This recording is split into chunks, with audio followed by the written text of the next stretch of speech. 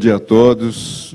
Primeiro, eu queria realmente agradecer esse convite, que é muito importante. Acho que essa relação entre o SINDI-PD e o CEPROSP são 30 anos de convivência, né, Neto? Que eu acho que a gente fez com que o setor de serviços de informática no país crescesse e fosse aquilo que ele é hoje. Realmente, hoje é um setor super importante, é um dos setores que, na economia brasileira, representa um percentual do PIB bastante importante, e, com isso, foi exatamente baseada num processo de liberdade e total tranquilidade no desenvolvimento do software no país principalmente das empresas de software, sem regulamentação, sem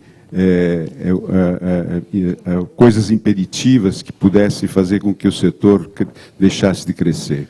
Por isso é que hoje nós temos mais de 500 mil profissionais na área no Brasil.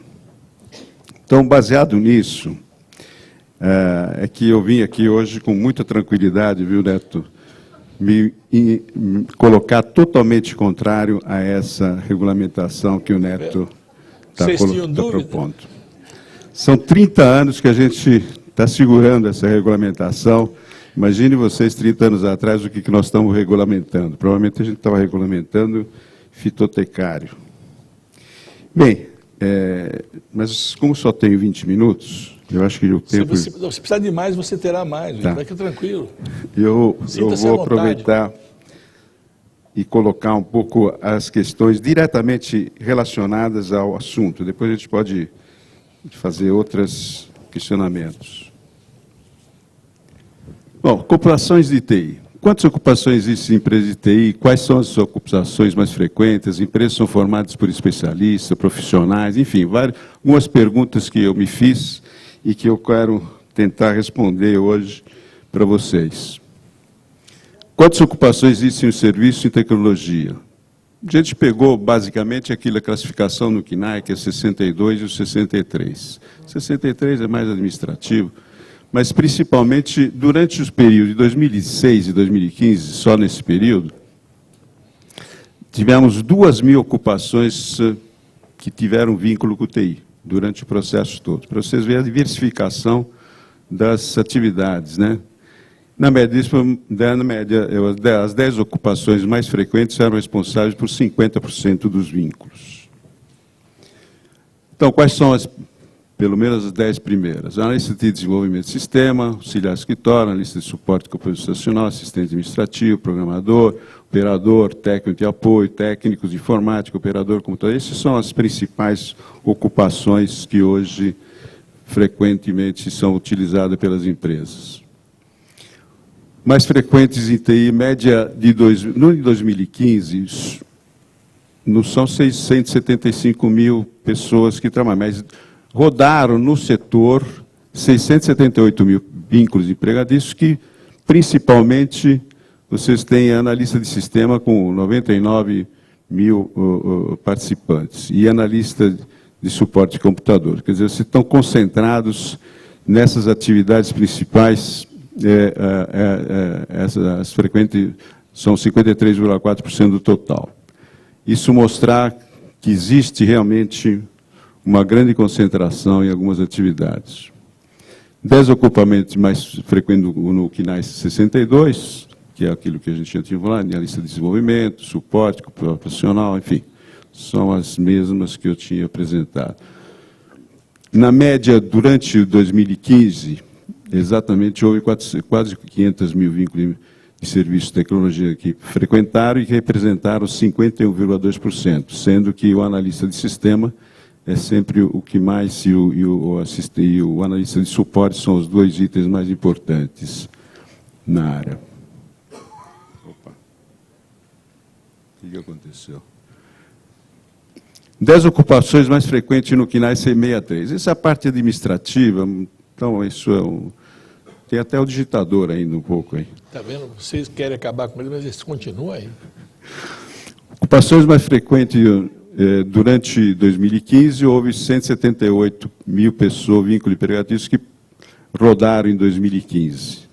E o que mais foi operador de telemarketing, que mais representou. Em 2015, dos 677 mil vínculos que rodaram, 200 tecnologia de informação e prestação de serviços, apenas 242 mil, ou 35%, eram os de profissionais que ocupavam específicas de TI, sendo 95 vínculos de analista de sistemas, 55,7 de analista de suporte e 40 mil vínculos de programadores. São os itens mais, esses 3 itens são os que mais representam percentual na área de TI.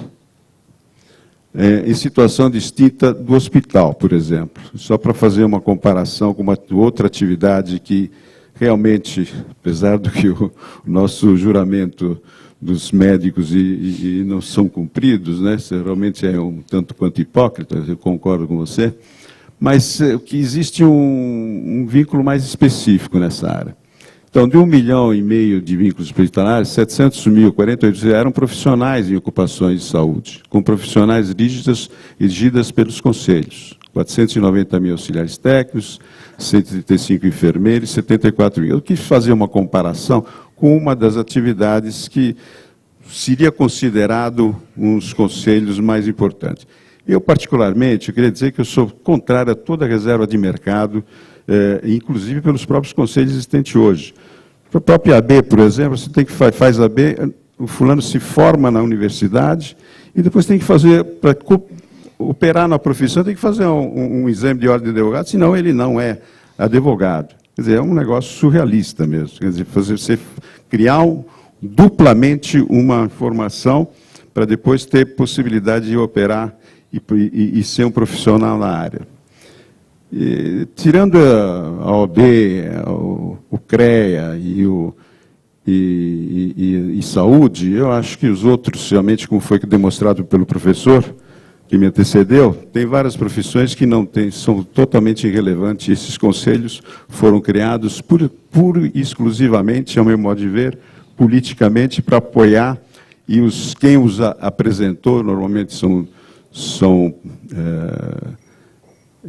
pessoas ligadas ao Congresso, as palavras são essas, são para ganhar alguns votos a mais, provavelmente, na sua eleição. Ocupações são profissionais técnicos em TI. Para mostrar que existem nessas áreas, havia 212 mil vínculos de empresas de TI profissionais liberais e técnicas, que existem engenheiros, contadores, auditores, professores. São pessoas que são contratadas por empresa para exatamente desenvolver softwares específicos em determinadas áreas. Que o contador, por exemplo, para fazer um programa de contabilidade, você tem que conhecer a contabilidade. E o analista de sistema não conhece a contabilidade, mas o contador conhece. Então, se juntam, são contratadas essas pessoas para auxiliar o desenvolvedor daquele programa, daquela técnica que vai ser desenvolvida. Por isso que quando você quiser, o software, como eu falei, tem que ser propriedade da empresa e não do profissional, porque você não tem o profissional completo para desenvolver um determinado sistema.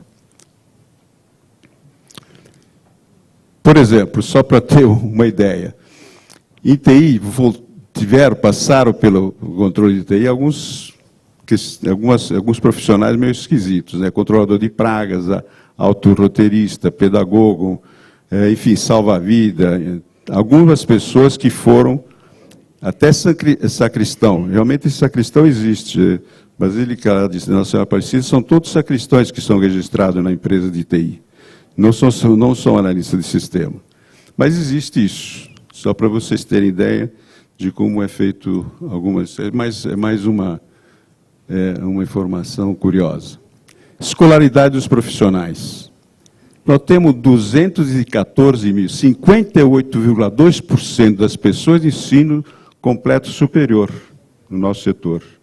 Para vocês verem a importância. E não são profissionais que foram formados por uma universidade de engenharia de computação, porque eu acho aquilo lá também é uma aberração, colocar engenharia de computação, como também o CREA da administração, que é também transformar o administrador, o profissional em TI em administrador e vice-versa.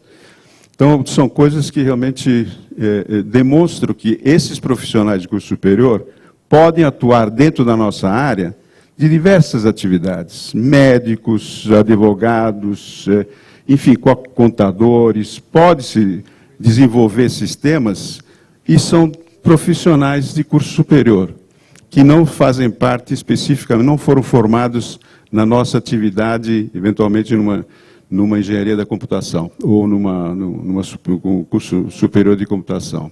Então, isso demonstra que nós, graças a Deus, tivemos esse desenvolvimento porque outras pessoas, puderam entrar no mercado, desenvolver o software, se cristalizaram, como o próprio Bill Gates. O Bill Gates não foi formado em computação, ele foi um cara que desenvolveu, começou a fazer coisas e depois nem formado é, né? Nem diploma recebeu. Então, essa versatilidade nossa é muito importante. E isso deve continuar, meu modo de ver, porque é uma forma de você aumentar o setor de informática. A faixa etária também, nós temos de 30 a 39 anos, estão concentrados os nossos profissionais, né? E 25 a 29, ou seja, tudo gente moça, gente capaz e gente que se desenvolve muito bem. Digitador, por exemplo, só para ter uma ideia, né? Em 2006, nós estávamos com 19 mil. Hoje, nós estamos com 3.700 digitadores registrados, redução de 16% ao ano de ocupações. Só para ter uma função que está totalmente sendo extinta, praticamente. E era, provavelmente, umas 30 anos atrás, nós estávamos regulamentando digitador. Analista de suporte computacional, profissão tem crescido, né? Que é onde está o concentrado disso. No hospital, por exemplo, isso é mais fixo, né? Os auxiliares técnicos de informática crescem, não tem curvas de decrescente muito forte, porque são profissionais só daquela área, não há modificação, só para ter uma comparação com outras atividades. Então, isso que eu queria colocar para vocês, exatamente mostrar que o nosso setor, graças a Deus, cresceu, está se desenvolvendo e não precisa de regulamentação. Eu acho que quanto mais regulamentado nós formos e menos reserva de mercado, a gente consegue crescer muito mais do que você criar reservas de mercados particulares e criar, inclusive, obrigações que não são necessárias. Porque qual seria a responsabilidade de uma lista de sistema? Se a responsabilidade é da empresa, o software é da empresa, quem tem que ser registrado, eu acho que aquela pergunta com relação ao registro, tem que ser registrado é o produto, sim, é o software que tem várias instâncias para você conseguir um registro internacional, inclusive hoje tem vários registros internacionais que registram determinado software que foi desenvolvido pela empresa e essa empresa que é responsável por aquele software. No caso do carro, que foi colocado como exemplo, não é o problema do analista ou do sistema que foi utilizado e mal utilizado e foi encomendado para burlar o problema de gerar mais dióxido de carbono. Foi o diretor da empresa, o dono da empresa, que achou melhor fazer isso porque ele estava gastando menos e com isso teve lucro. Mas não o analista de sistema que criou. Mesma coisa, o contador você compra um sistema de contabilidade e você não calcula o INSS numa folha de pagamento, isso você pode fazer, não é a culpa de quem desenvolveu, é a culpa de quem está usando o sistema, né? Eu tenho um exemplo que eu posso dizer da minha época, lá nos anos 70, uma empresa tinha 2 folhas de pagamento. 2 folhas de pagamento, Neto. E ele me obrigava a fazer o processamento em 2 folhas. Eu falava, eu não posso fazer isso. Você pode, eu te dou a minha e depois você usa a outra como você quiser, mas eu não posso deixar de calcular o INSS sobre a folha, ou os impostos que eram devidos. Quer dizer, a mesma coisa no Lava Jato aí. Todo mundo, todo mundo fazia, todo mundo tinha que pagar propina, etc. Mas o profissional de lá de dentro, se tiver um uma ética profissional, ele que devia denunciar, dizendo, olha, você não vou fazer mais isso. Aquele programa que eu fazia, o cálculo, que o Odebrecht fazia o cálculo de todo o procedimento disso, e que hoje criou um sistema, praticamente uma diretoria específica de informática só para fazer isso, os programadores não têm culpa disso. Quem tem culpa disso foi o diretor que criou o sistema e criou uma diretoria só para analisar e calcular quais seriam os percentuais que iam ser distribuídos para as empresas. Então, essa visão é que a gente tem que ter muito clara dentro desse processo. Eu acho que as fofocas que o Facebook lança durante o processo não é culpa do Facebook, é culpa de quem faz a fofoca, né? Então, por isso eu acho que a reserva de mercado não é bom para ninguém. Essas reservas são maléficas, inclusive, Neto, eu já te falei, mas eu acho que isso vai prejudicar, inclusive, o desenvolvimento da representação sindical. Porque a representação sindical hoje já faz isso, já tem os nossos acordos coletivos, ele já define algumas regras. Não precisa ter mais um nível superior a isso para que aquilo que nós decidimos numa convenção coletiva seja regulamentado ou seja ratificado por um conselho. E vocês vão ter que pagar mais, porque vocês vão ter que pagar também mensalidade no conselho, que eu acho que já estão pagando a sua contribuição anual, que é um dia de salário. Por isso que eu sou terminantemente contra, e vamos brigar na boa briga, certo, intelectual e convencimento. Se vocês me convencerem que é irrefutável que sem um conselho de administração, sem um conselho de informática, o setor de informática não cresce, com dados e números, eu posso até chegar a um convencimento. Mas hoje eu tenho, pelos dados que eu tenho, pelos dados que nós temos e pelo crescimento e desenvolvimento do setor de informática no país, eu me coloco totalmente contrário a essa regulamentação que vai prejudicar exatamente o profissional na área e vai criar monstrinhos nessa área. Obrigado.